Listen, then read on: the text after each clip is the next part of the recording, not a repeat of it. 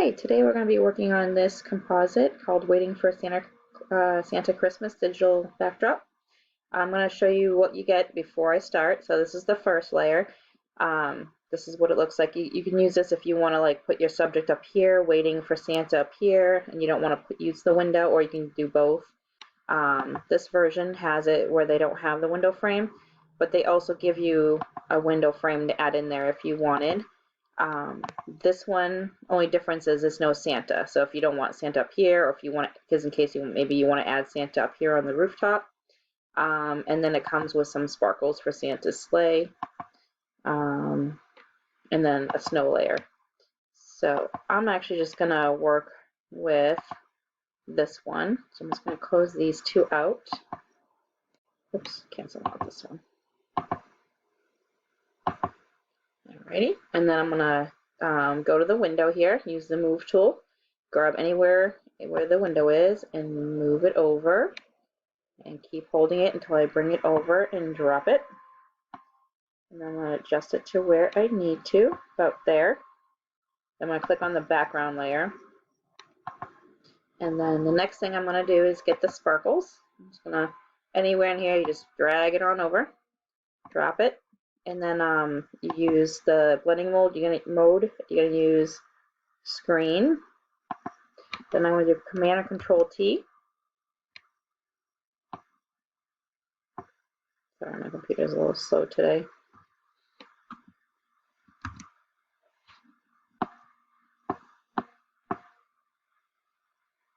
There we go. Command Control T. There it is. So I'm gonna size it. I'm gonna put this underneath the Santa here. Anywhere you want to put it. And I'm gonna push the checkbox or enter. And then I'm gonna get rid of that. I'm gonna keep this. I'm gonna wait for the snow until at the end. This is my subject. This is Clover. So to select him, I use the select tool here, select subject, and then I use the plus and negative to either take some off or add some more. Then I use the move tool, grab anywhere in his layer, and move him right over. And then I'm gonna pop him right about here. And then I'm gonna do Command and Control T. And size him. It's gonna be probably about like right here. And then you can resize them however you want. Push enter, and as you can see, there's some stuff down here. So I'm going to use the magnifying tool here so I can zoom in. I'm going to get a layer mask, which is right here. I'm going to push B for brush. Make sure right here it's on black. If not, I push X. I'm going to resize my brush here. I'm just going to take this off. About here too, maybe. And then the next thing I would do is underneath the subject layer, I'm going to click, and I'm going to use the curves layer. Bring the curves all the way down, and then get rid of that. And then right here, I'm going to do Control I, and then I'm going to make sure that this is the opposite. You can either use this or use X. Make this a little smaller. I'm just going to put a shadow about here. And then I'm going to go to Filter, Blur, Gaussian Blur. Keep it at 8. You can do whatever you desire. Enter, and I'm going to bring down the opacity here. I'm actually going to take just a little bit more off of him right here. There we go. And then it's got a nice shadow. I'm going to apply the layer mask. I'm going to click in here, right click. I'm going to do Apply Layer Mask. I'm going to show you real quick how, because some people ask me about how do I make the fur look real. So I use the smudge tool here. And then I have the one, it's like I'm gonna get bigger so you can see, it's like 3 dots. So, and to change it, you can go up here and use whatever one you want.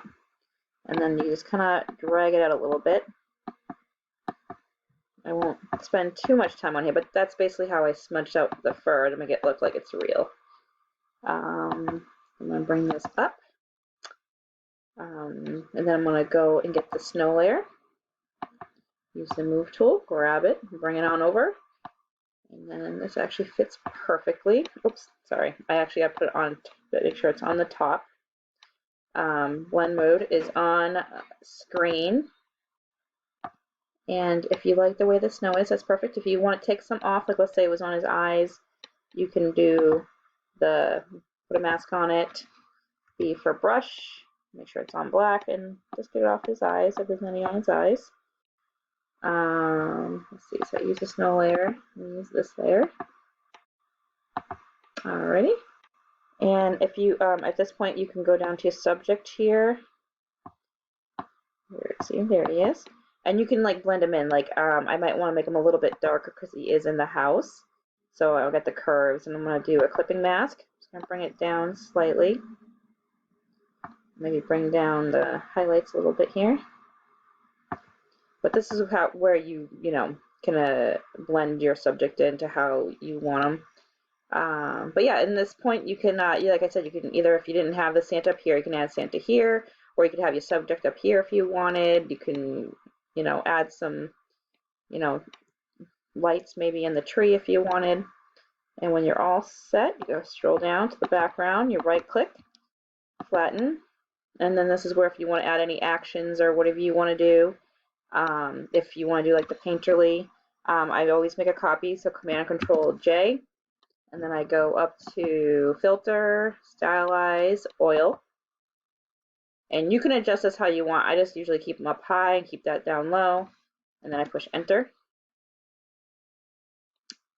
And when it's all set, I adjust the opacity, and then I also put a layer mask on and take it off his eyes. So it's not too bad. I'm just gonna lower it just a little bit. Put a layer mask, and I get the magnifying tool. Check out his eyes, get the B for brush, make sure it's on black. If it's not, I push X, and just wipe it off his eyes. And then I bring it back up and flatten it when you're done. And that's it. All right, I hope you enjoyed it. This is adorable background. This is perfect for Christmas. You can make a Christmas card out of it. Thanks for watching.